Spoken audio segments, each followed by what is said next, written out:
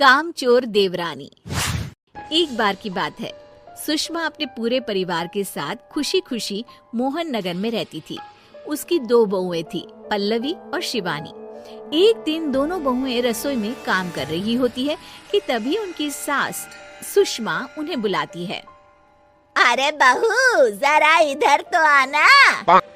शिवानी, जरा जाकर देखना सासू माँ क्या कह रही हैं। दीदी आप ही देख लो ना जाकर, आपको भी तो सुनाई दे रहा है। अरे मैं आटा गूंद रही हूँ ना, तुम चली जाओ। हाँ तो मैं भी तो सब्जी काट रही हूँ ना दीदी। अरे बहू जल्दी आओ। ओह, ये तो जाएगी नहीं, मैं ही जाकर देखती हूँ कि क्या करना है। पल्लवी सुषमा के कमरे में जाती है। जी मम्मी जी, क्या हुआ? शाम को घर पर कुछ मेहमान आने वाले हैं, तो तुम अच्छा सा खाना बना लेना बहू। ठीक है मम्मी जी, आप बता दीजिए क्या क्या बनाना है और कितने लोग आ रहे हैं। सुनील की मौसी जी और उनका पूरा परिवार आ रहा है। कुल मिलाकर 3 लोग और हमें मिलाकर हुए 9 लोग। तो अभी से ही तैयारी करना शुरू कर दो। और हाँ, घर की सफाई भी कर देना, हाँ अच्छे से। जी मम्मी जी, सब काम हो जाएगा, आप चिंता मत कीजिए।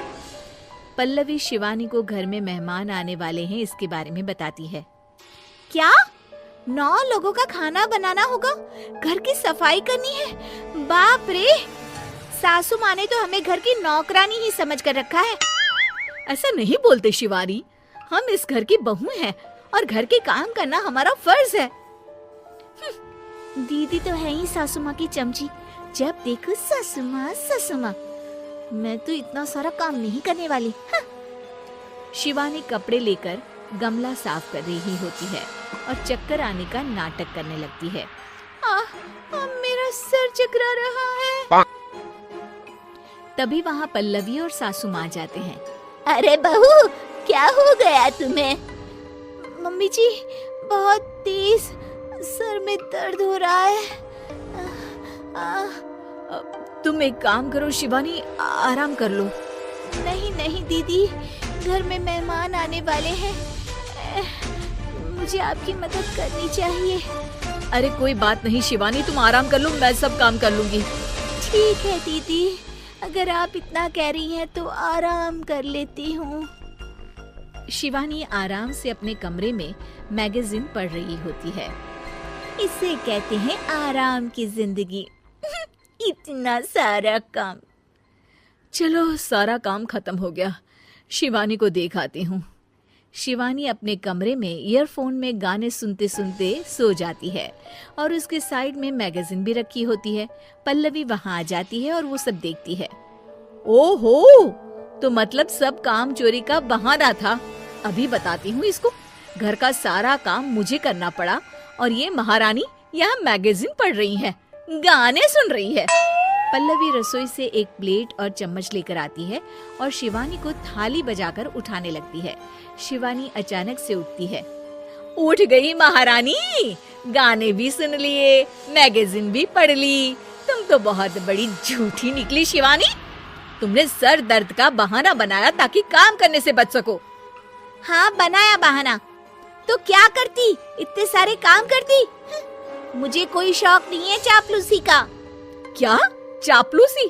तुम्हें लगता है कि मैं सारे काम चापलूसी के लिए कर रही हूँ? नहीं तो क्या। तभी वहाँ सासू माँ आ जाती हैं। अरे बहू, वो लोग बस आने ही वाले हैं, तुम तैयारियां कर लो। जी सासू माँ, मुझे तो मैं बाद में देखती हूँ। सब खाना खाने बैठते हैं और खाना शुरू करते हैं। तभी सुनील की मौसी बोलती है। वाह भाई वाह, खाना तो बहुत ही अच्छा बना है सुषमा जी, एक एक चीज में क्या स्वाद है। ये सुनकर शिवानी मुंह बना लेती है। उसे अपनी जेठानी की इतनी तारीफ रास नहीं आती। आपकी बहुएं तो बहुत ही अच्छा खाना बनाती है। हाँ, बनाती तो दोनों ही अच्छा है, पर आज ना ये सारा खाना बड़ी बहू ने बनाया है। छोटी बहू की तबीयत ठीक नहीं थी, सो इसलिए।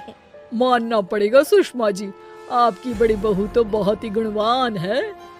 पल्लवी की तारीफ सुनकर शिवानी को जलन होती है। पल्लवी ये सुनकर खुश हो जाती है और शिवानी की तरफ देखकर उसे चिढ़ाती है।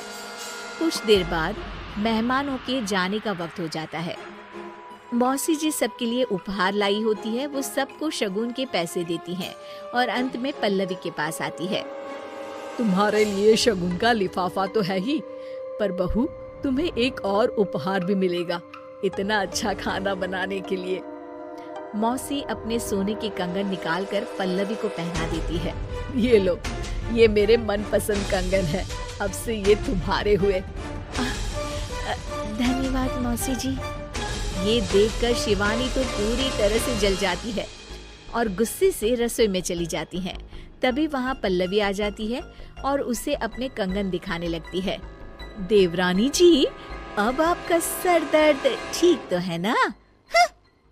मुझे लगता है कि अब सर दर्द शुरू हो गया होगा आपका।